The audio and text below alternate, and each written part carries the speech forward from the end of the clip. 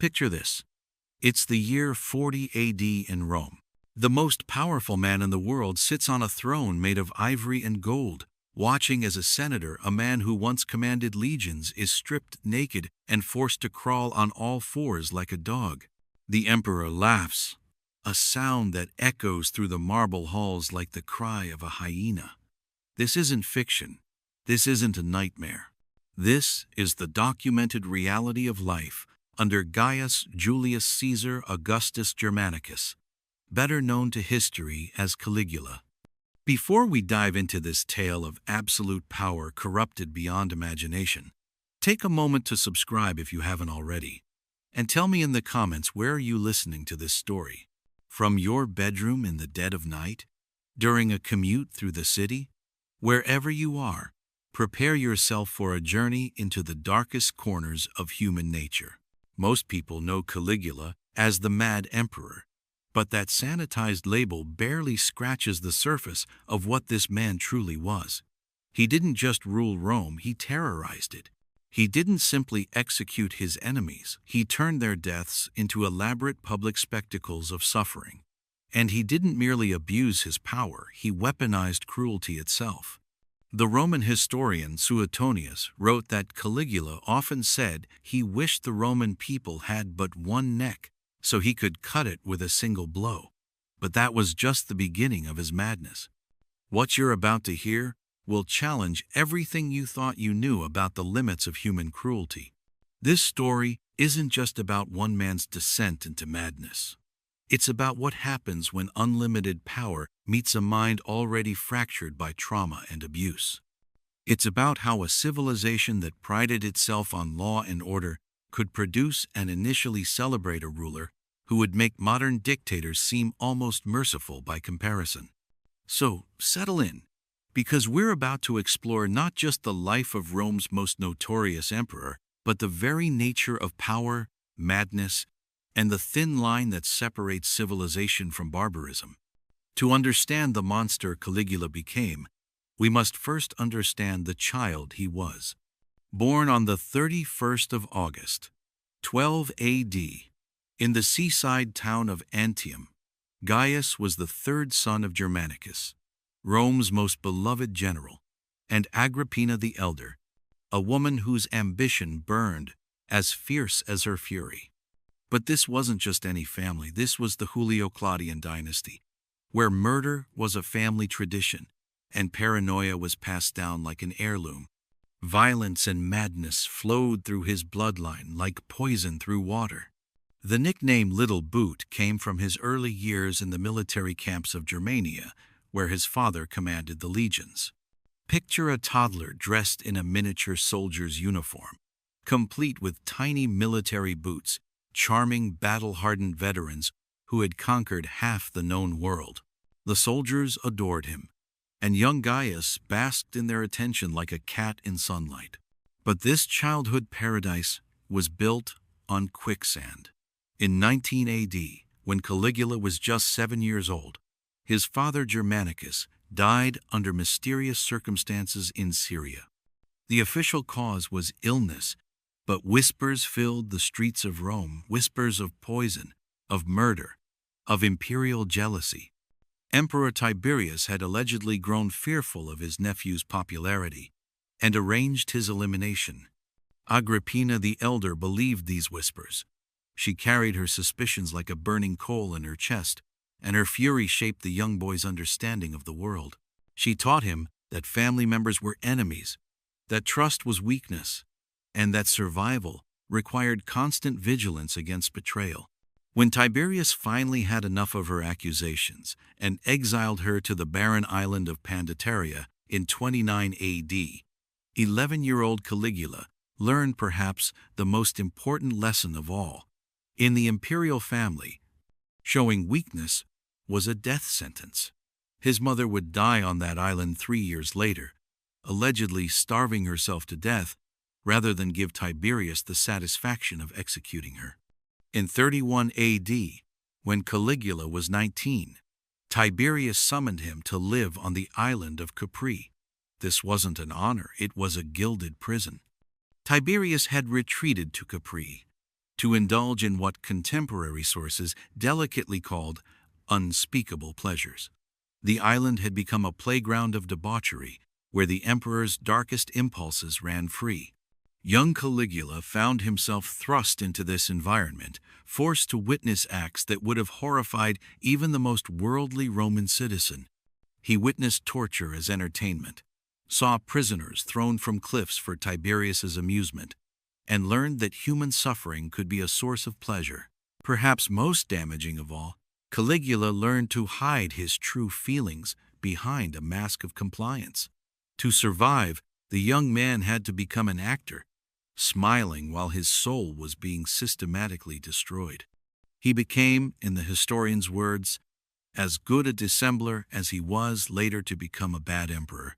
The final lesson Capri taught him was perhaps the most dangerous. That absolute power meant the freedom to transform any twisted desire into reality. He watched Tiberius indulge every cruel whim without consequence, saw how fear could be used as a tool of control, and learned that the emperor's word was literally law, no matter how depraved. When news reached Capri in 37 AD that Tiberius had died, the young man who emerged from that island paradise of horrors was no longer the charming child soldier. He was something else entirely, a predator who had learned to hide his nature behind a smile. A monster who understood that the throne of Rome was not just a seat of power, but a license to transform the darkest human impulses into imperial policy.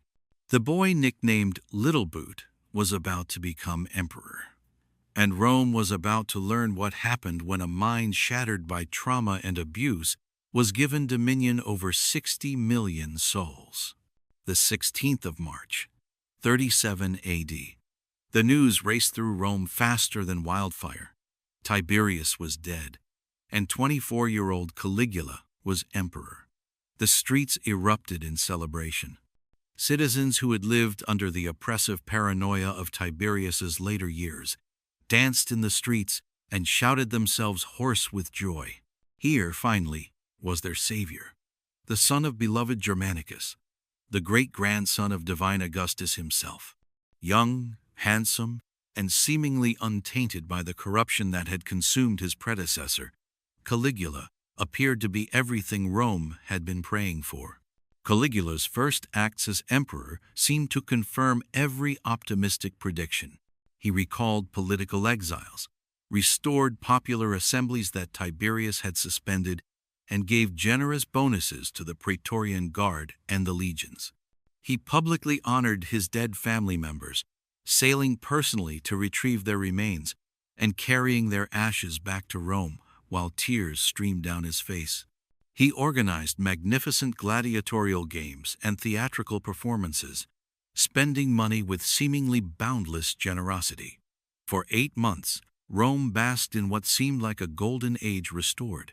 Caligula appeared to govern with wisdom beyond his years, showing mercy to enemies and consulting with the Senate on important matters. But then, in October of 37 AD, something changed.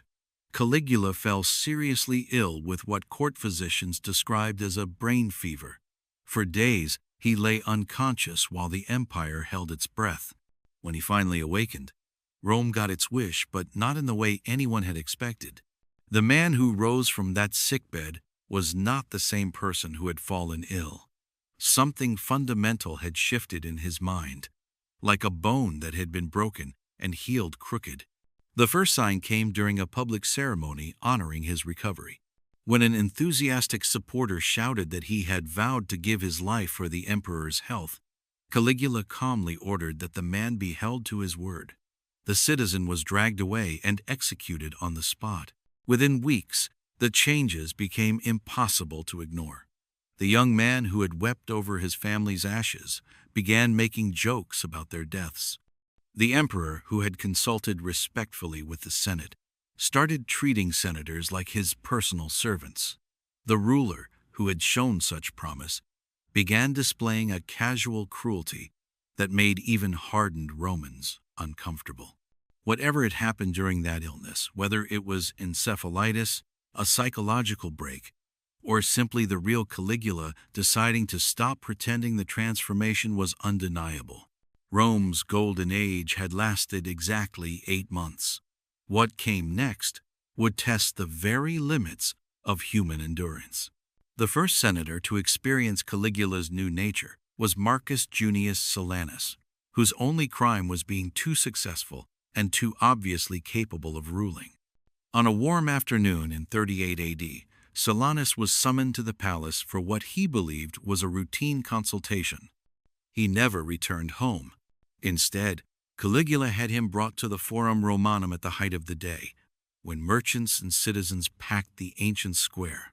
There, in front of hundreds of witnesses, the emperor ordered Silanus stripped of his toga and forced him to crawl naked across the stone pavement on his hands and knees. "Bark like a dog," Caligula commanded. "Show us what you really are."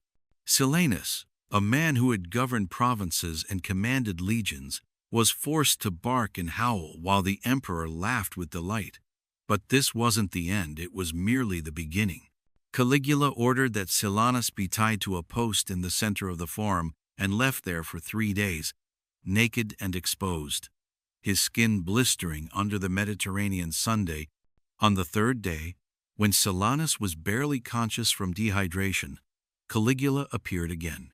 But instead of ending the man's suffering, he ordered that Silanus be fed a meal not of bread and water, but of grass and hay, like a beast of the field. Only after the senator had choked down this animal fodder in front of the assembled crowd was he finally allowed to die. This wasn't an execution, it was a statement.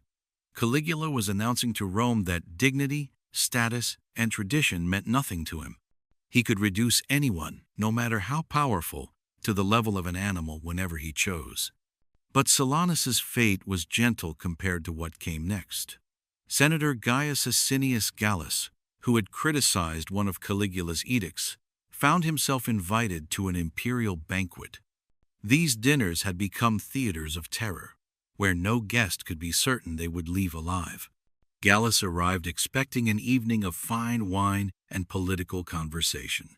Instead, he found himself seated at a table laden with delicacies, while Caligula regaled the other guests with stories of recent executions, describing in loving detail how each victim had begged for mercy.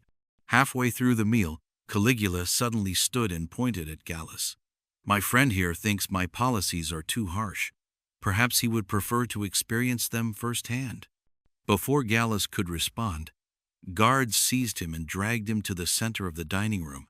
There, in front of dozens of Rome's most powerful citizens, Caligula ordered that the senator be stripped and bound to a wooden frame that had been specially constructed for the occasion. What followed was a masterpiece of psychological torture. Caligula didn't immediately harm Gallus. Instead, he continued with the dinner party as if nothing had happened. Courses were served, wine was poured, and conversations resumed, all while the naked senator hung suspended above the diners. "Don't mind him," Caligula told his guests cheerfully. "He's just part of the entertainment." Every few minutes, the emperor would interrupt the conversation to poke Gallus with a heated iron rod, not enough to cause serious injury, but enough to make him scream. The other guests were forced to continue eating and drinking while the man's cries echoed through the room. The torture continued for hours. As the night wore on, some guests began to laugh at Gallus's predicament.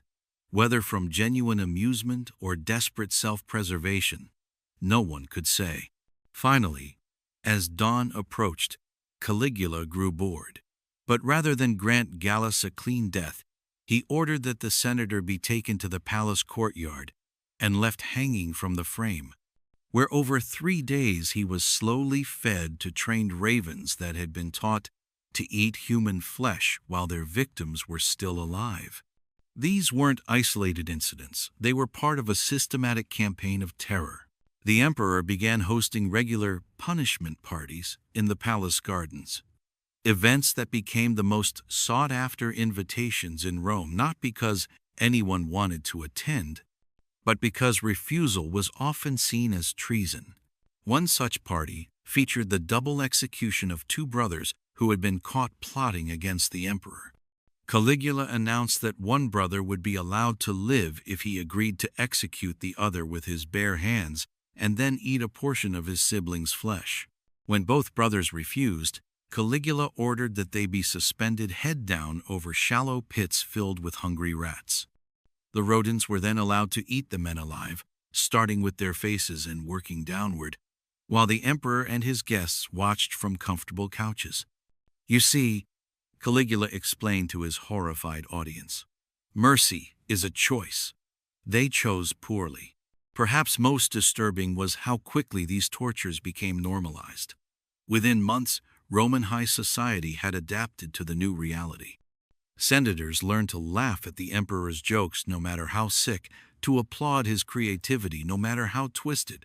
The emperor rewarded those who showed enthusiasm for his spectacles with political advancement. Those who displayed even the slightest squeamishness found themselves on the wrong end of his attention. This created a perverse system where cruelty became currency and sadism a path to success. The psychological impact extended far beyond the immediate victims. Every Roman citizen now lived with the knowledge that they could be seized at any moment and subjected to unimaginable suffering for the emperor's amusement. This constant fear created a society of informants and sycophants, where neighbor betrayed neighbor in hopes of avoiding imperial attention. Yet perhaps most disturbing of all was how the Roman people began to adapt to this new normal. What had initially shocked them gradually became just another form of entertainment. The same crowds that had once cheered gladiatorial contests now applauded creative torture with equal enthusiasm. Caligula had transformed a society that prided itself on law and order into something resembling a nightmare made manifest. And this was only the beginning. The practice of damnatio ad bestias, condemnation to the beasts, wasn't Caligula's invention. Roman law had long prescribed death by animal attack for the worst criminals. But under previous emperors, it had been straightforward. Criminals were thrown into an arena with hungry lions, and death usually came quickly. Caligula transformed this utilitarian execution method into an elaborate art form of suffering. His first innovation was educational executions, death sentences designed to teach the audience about mythology or history.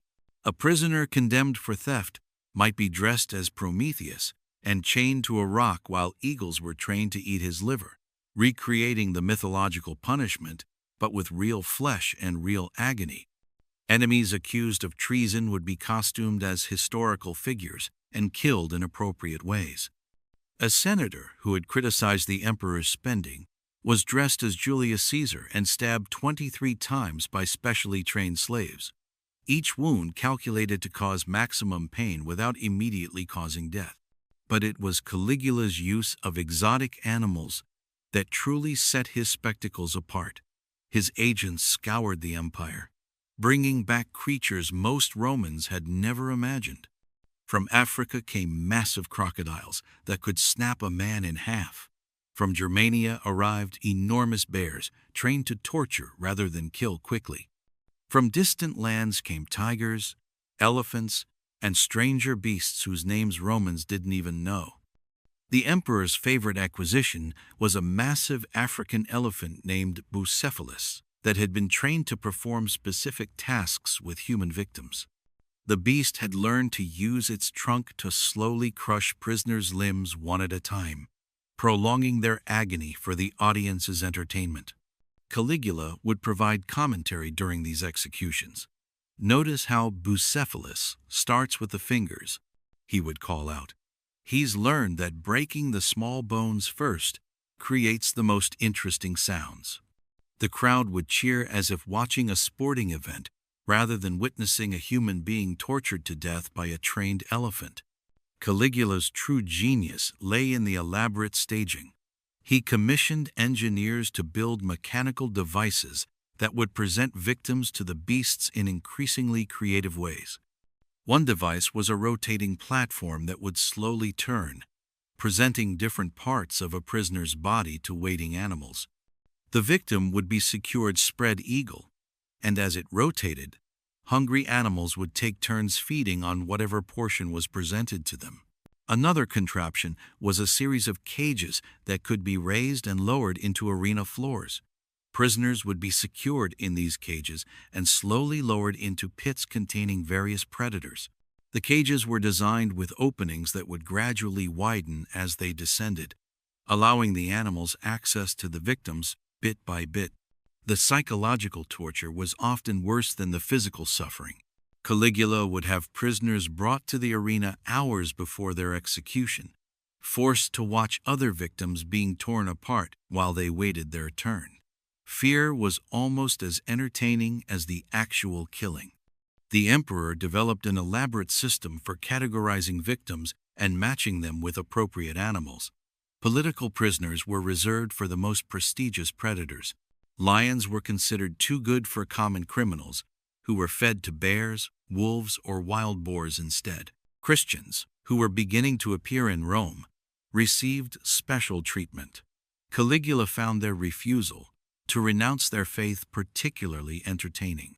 Christian prisoners would be dressed in animal skins and hunted through the arena by packs of wild dogs trained to bring down prey slowly, biting at legs and arms to cripple victims before going for the throat. One particularly elaborate execution involved a Christian named Marcus who had been caught preaching. Caligula had him brought to the arena during a festival honoring Jupiter. "Your god claims to be more powerful than ours," Caligula announced. "Let's see if he can save you from this." Marcus was secured to a wooden cross designed to keep him alive but helpless, while a series of animals were released. First came rats trained to eat human flesh while avoiding vital organs. Then ravens, which pecked at his eyes and tongue. Finally, a bear that had been deliberately starved for a week was released to finish what the smaller animals had started.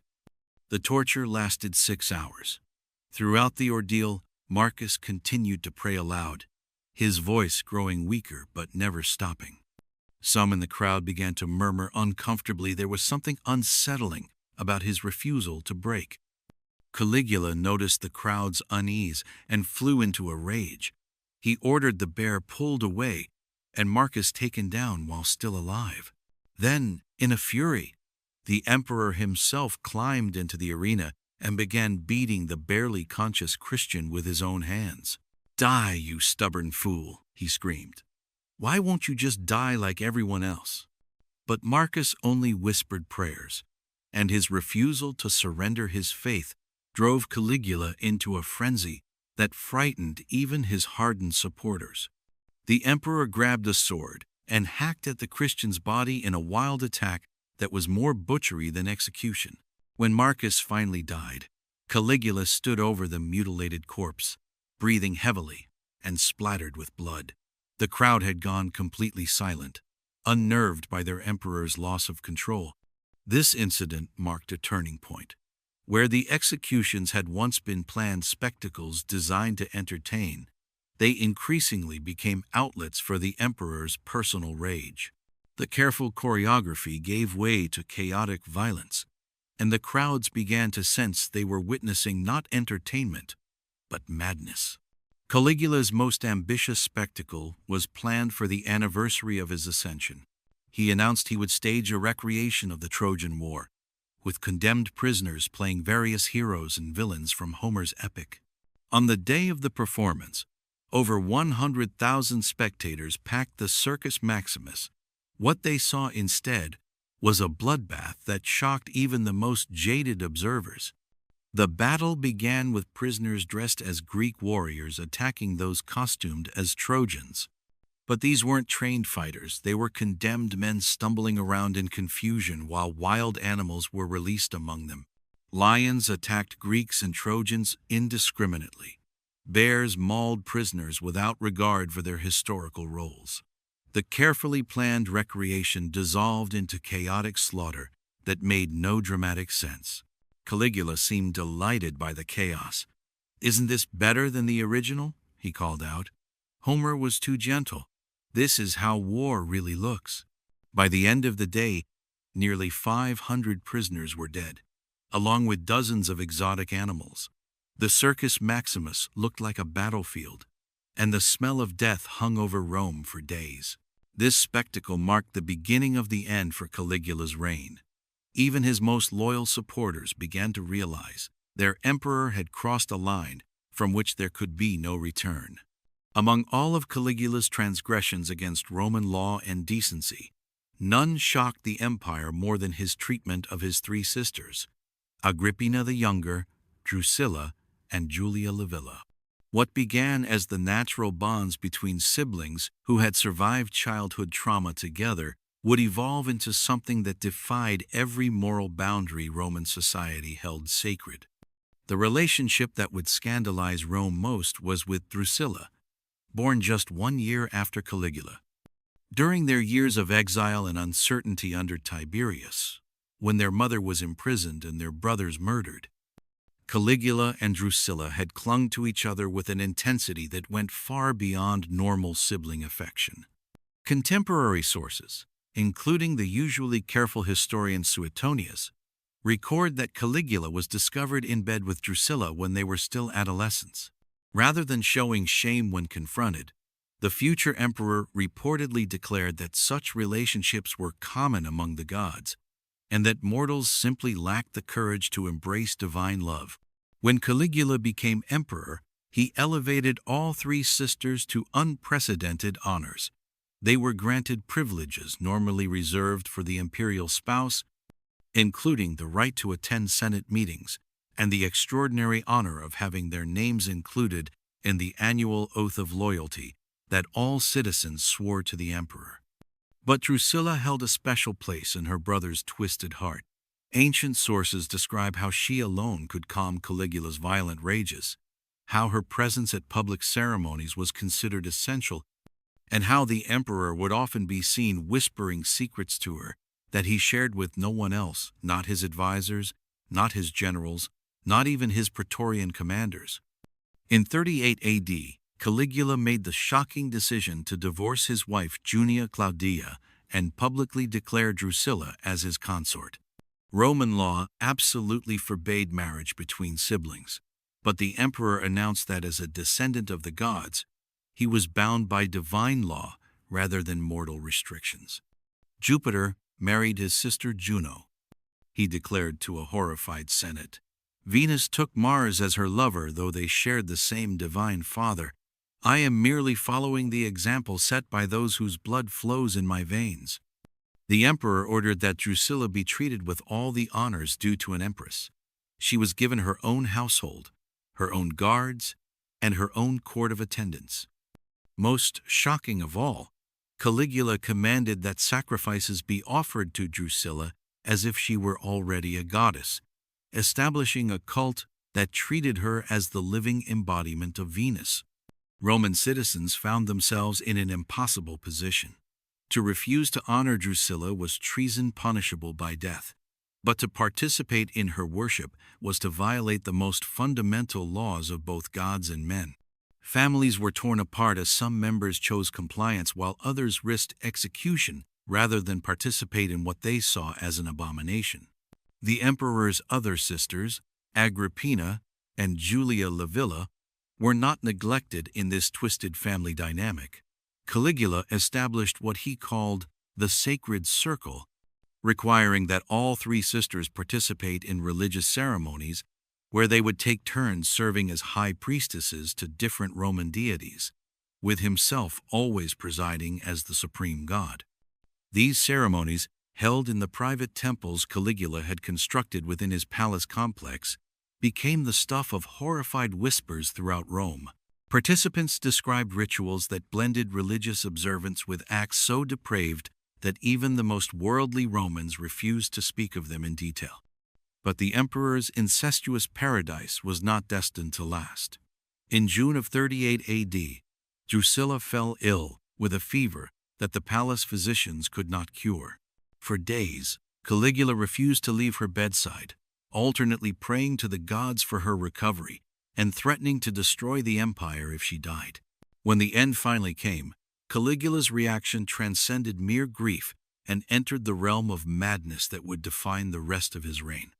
He declared that Drusilla had not died but had been transformed into a goddess, ascending to take her place among the immortals while leaving her mortal form behind. The emperor ordered that the entire empire observe a period of official mourning that lasted for months. Citizens were forbidden to laugh, to celebrate, or even to conduct business as usual, while the divine Drusilla was honored. Anyone caught displaying insufficient grief was arrested and often executed for showing disrespect to the new goddess. But Caligula's mourning took forms that horrified even those who had grown accustomed to his excesses. He would hold long conversations with Drusilla's embalmed body, asking for her advice on imperial policy, and claiming to receive responses that only he could hear. Palace servants reported seeing the emperor dancing with her corpse during private ceremonies that lasted throughout the night. When the time finally came for Drusilla's funeral, Caligula outdid every imperial ceremony in Roman history. The procession stretched for miles, featuring exotic animals, foreign dignitaries, and elaborate floats depicting scenes from her life. The emperor himself delivered a eulogy that lasted for 6 hours, describing in explicit detail their physical relationship and promising that their divine love would continue in the afterlife.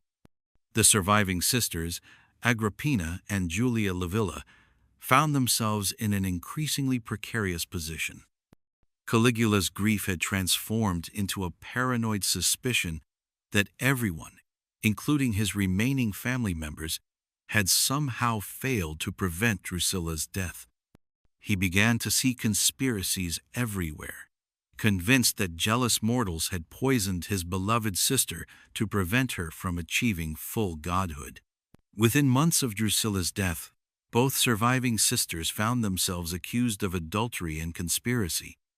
The charges were absurd. Agrippina was accused of having an affair with Marcus Aemilius Lepidus, who had been one of Caligula's closest friends, while Julia Livilla was charged with plotting to poison the emperor himself. The trials, if they could be called that, were conducted in the palace before an audience of terrified courtiers. Caligula served as both prosecutor and judge, ranting about betrayal and ingratitude, while his sisters were forced to kneel before him in chains. "You shared my divine blood," he screamed at them, spittle flying from his lips. "You knew the sacred love that bound me to Drusilla, and yet you chose to defile yourselves with mortal men.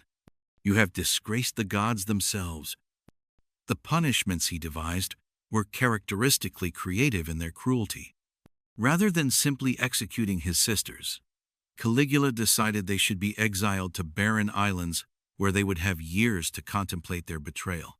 But this exile came with special conditions designed to maximize their suffering. Agrippina was sent to the island of Pontia with nothing but the clothes on her back. She was forbidden to receive visitors, letters, or supplies from Rome. The emperor gleefully described how she would slowly starve while thinking about her treachery every day of her remaining life. Julia Livilla was exiled to the Tremiti Islands with an even crueler twist. She was allowed to receive one supply shipment per year, but only if she wrote a letter to Caligula confessing her crimes and begging for forgiveness. If she refused to write the letter, she would receive nothing.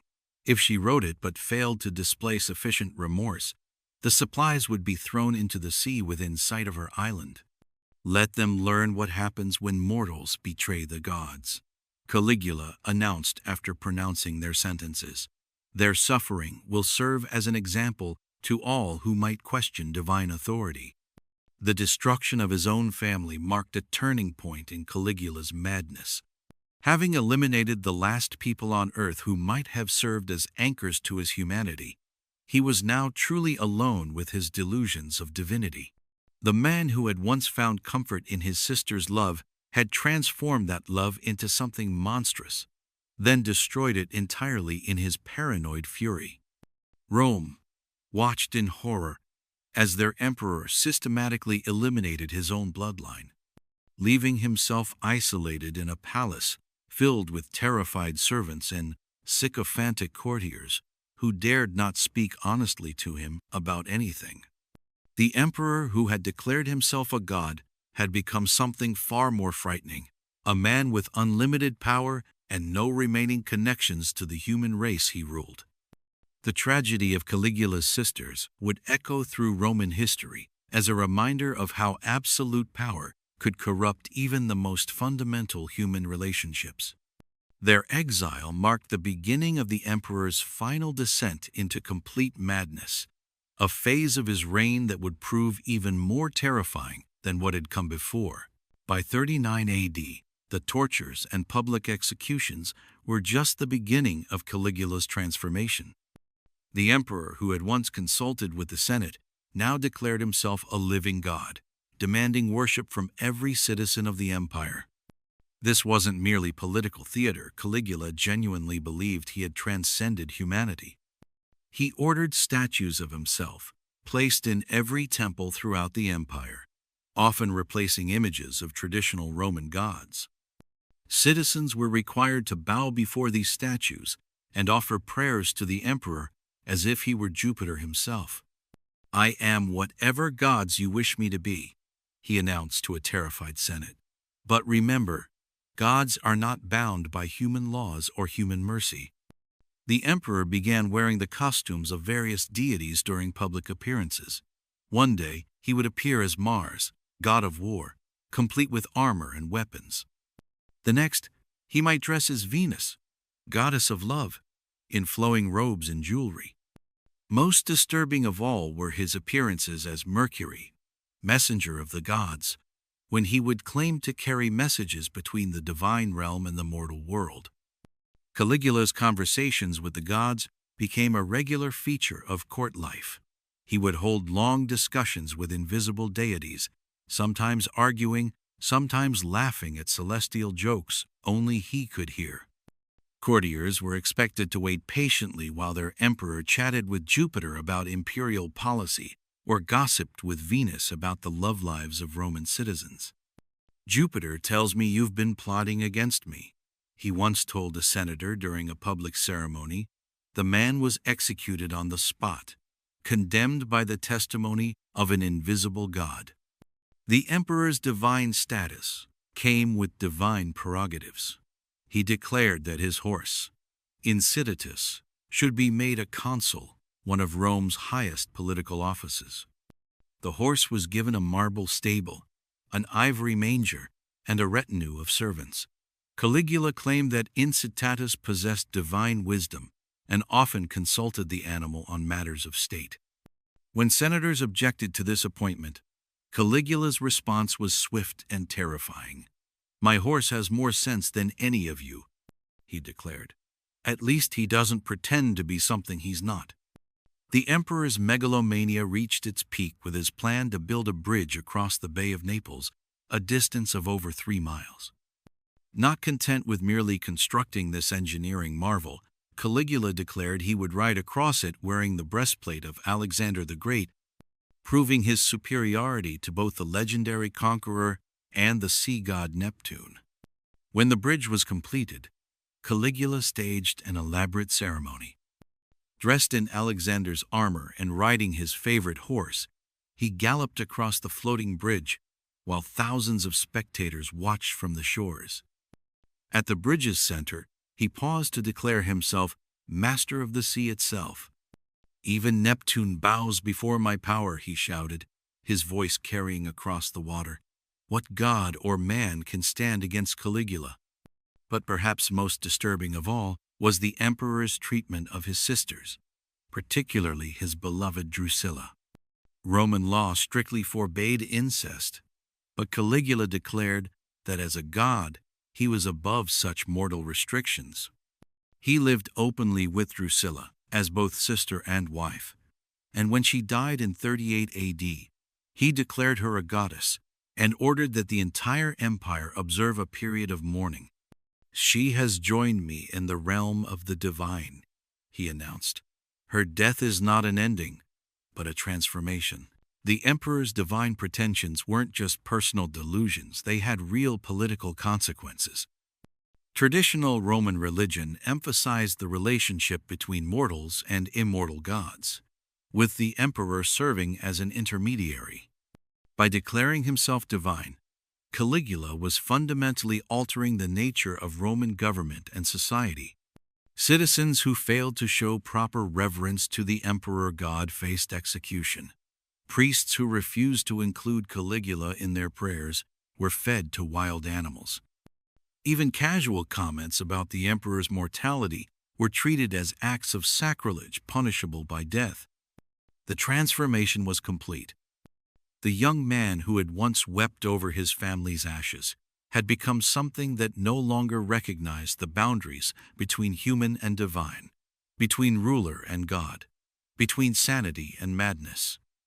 But even gods, as Caligula would soon discover, were not immune to mortal weapons wielded by desperate men.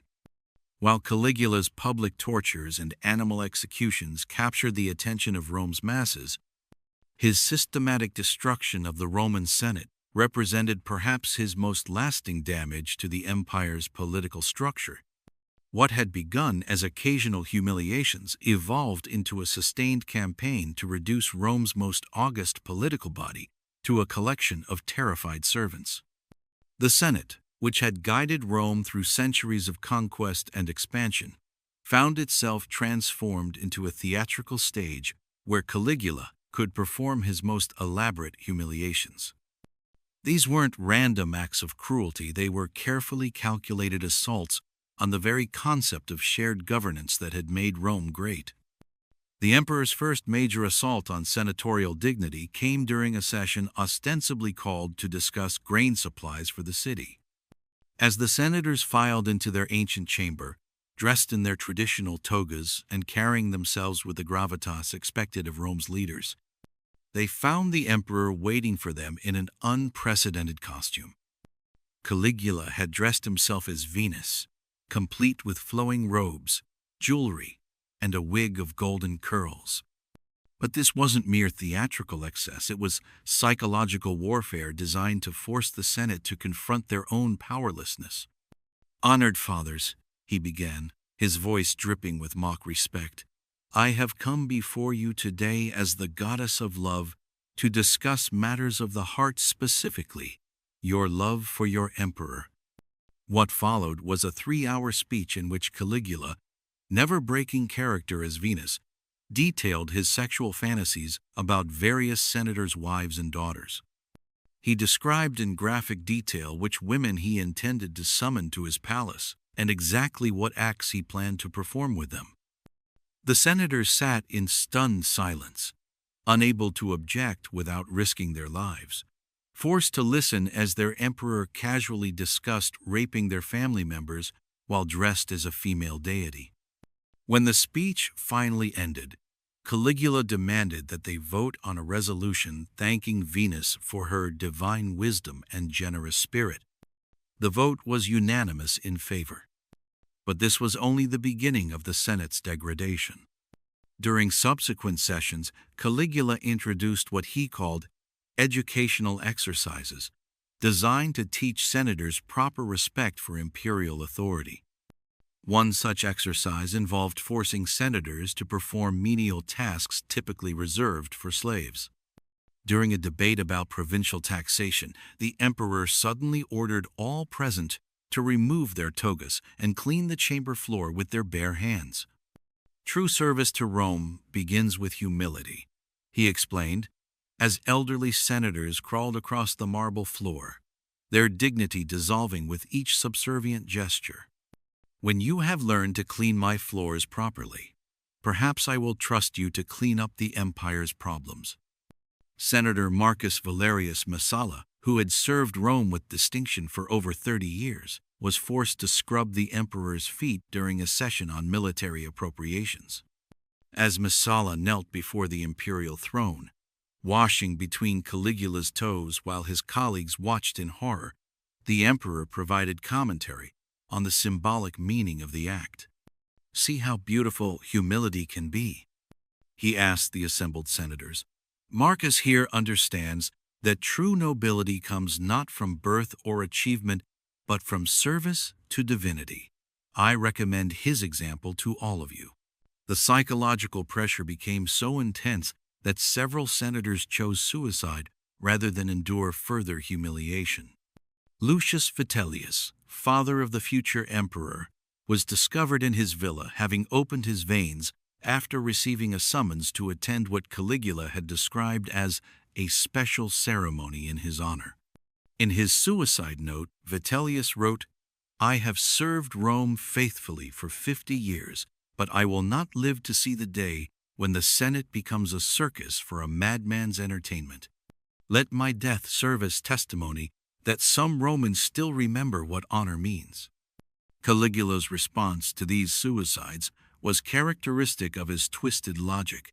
Rather than showing any remorse, he declared that the dead senators had proven their guilt by choosing death over facing imperial justice. "Their suicides are confessions," he announced to the remaining senators.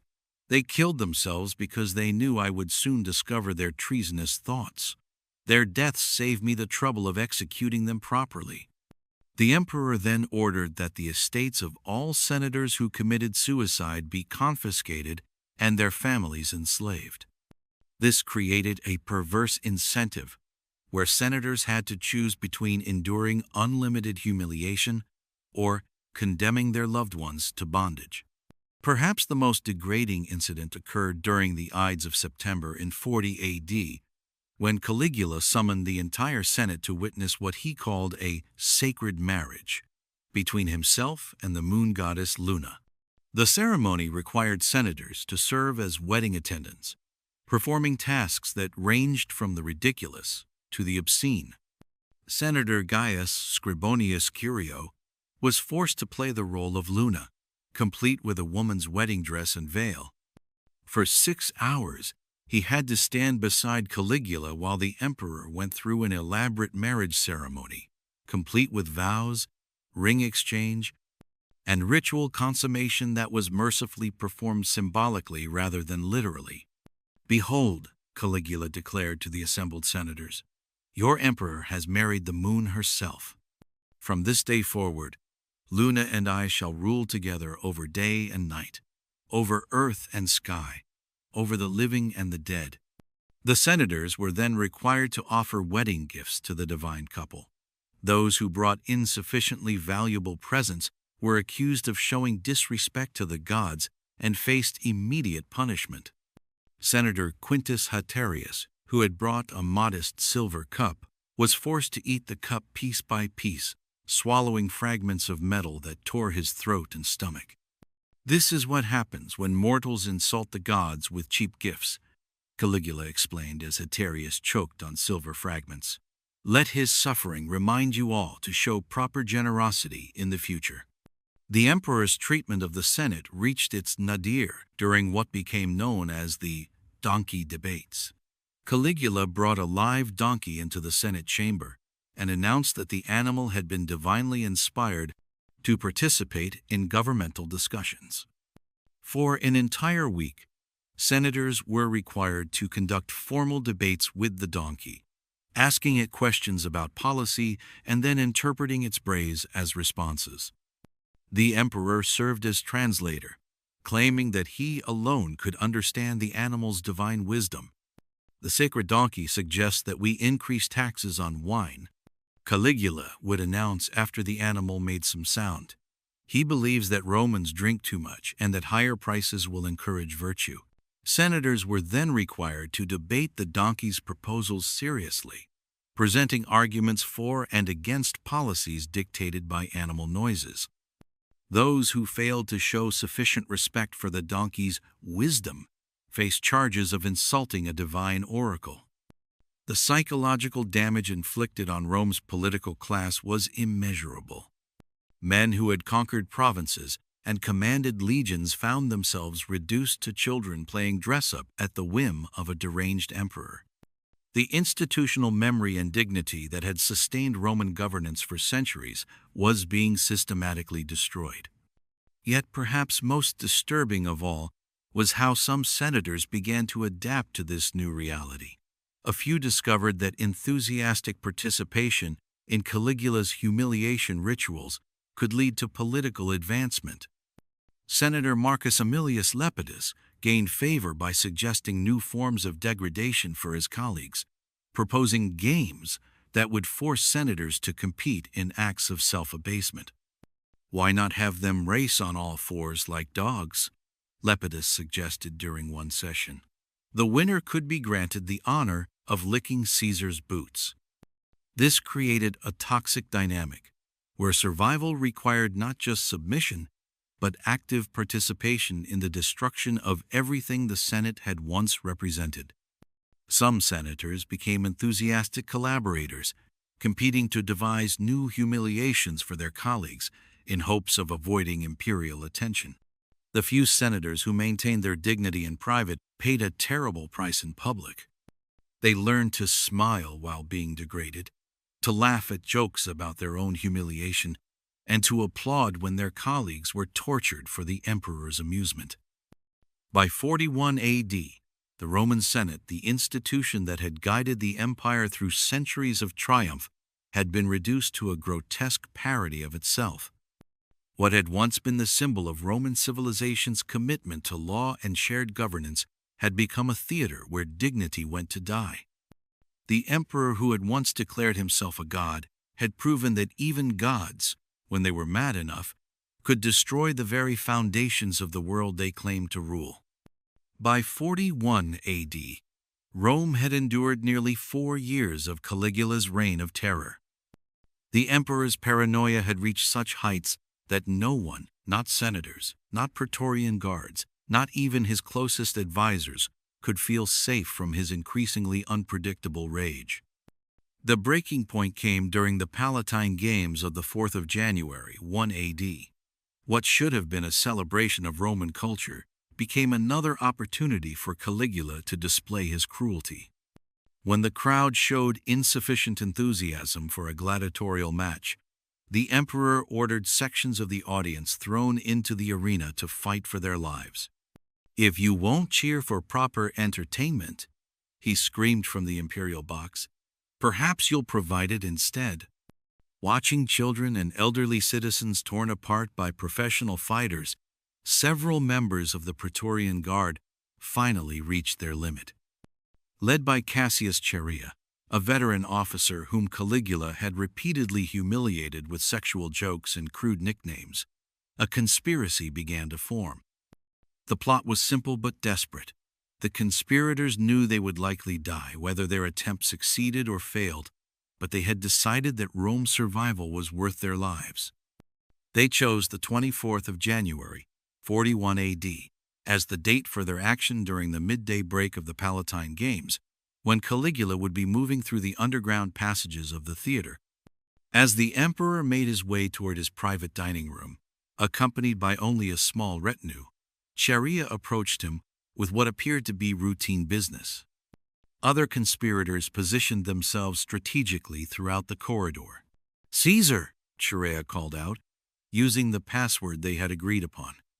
When Caligula turned to respond, Chaerea struck the first blow with his sword, cutting deep into the emperor's shoulder. The attack was so sudden that for a moment, Caligula seemed not to understand what was happening.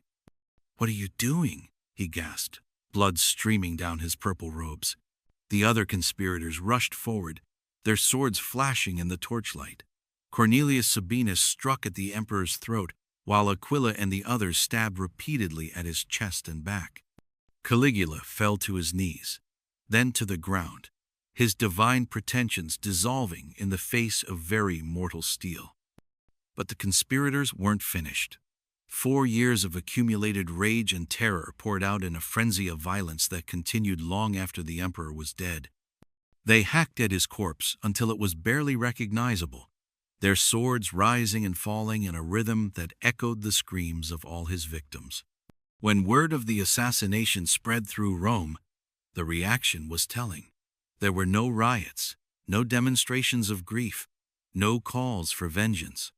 Instead, there was a profound silence, as if the city itself was holding its breath, afraid to believe that the nightmare was finally over. The Senate met in emergency session, and for a brief moment, some members dared to hope that the Republic might be restored. But the Praetorian Guard had other plans. They quickly proclaimed Claudius, Caligula's uncle, as the new emperor, ensuring that the imperial system would continue. Caligula's body was hastily cremated, his ashes scattered without ceremony. There would be no grand mausoleum for this emperor, no prayers for his divine soul. Even in death, Rome wanted to forget him as quickly as possible. The reign of terror that had lasted 3 years, 10 months, and 8 days was finally over. But the scars it left on Roman society would take generations to heal. In the end, Caligula's reign serves as one of history's most chilling examples of what happens when absolute power meets absolute madness.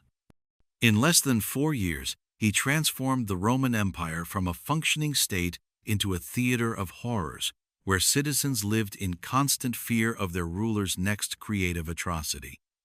The young man who had begun his reign as Rome's golden hope ended it as a cautionary tale about the corruption of power and the fragility of civilization itself. His innovations in cruelty, the public tortures, the elaborate animal executions, the systematic dehumanization of his enemies, revealed depths of human depravity that even the Romans, no strangers to violence, found shocking. Perhaps most disturbing of all was how quickly Roman society adapted to his reign of terror. Citizens learned to applaud torture. Senators competed to suggest new forms of cruelty, and the mechanisms of government continued to function even as they were perverted to serve the whims of a madman. Caligula's legacy reminds us that the institutions we trust to protect us from tyranny are only as strong as the people who operate them. When those people choose power over principle, safety over courage, the results can be catastrophic for everyone.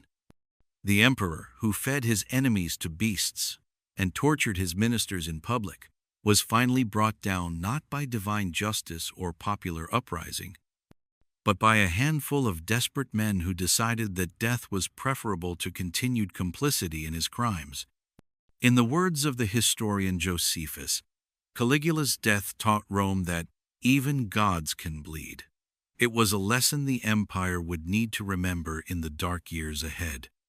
The monster was dead, but the memory of what absolute power could create would haunt Rome and the world for centuries to come.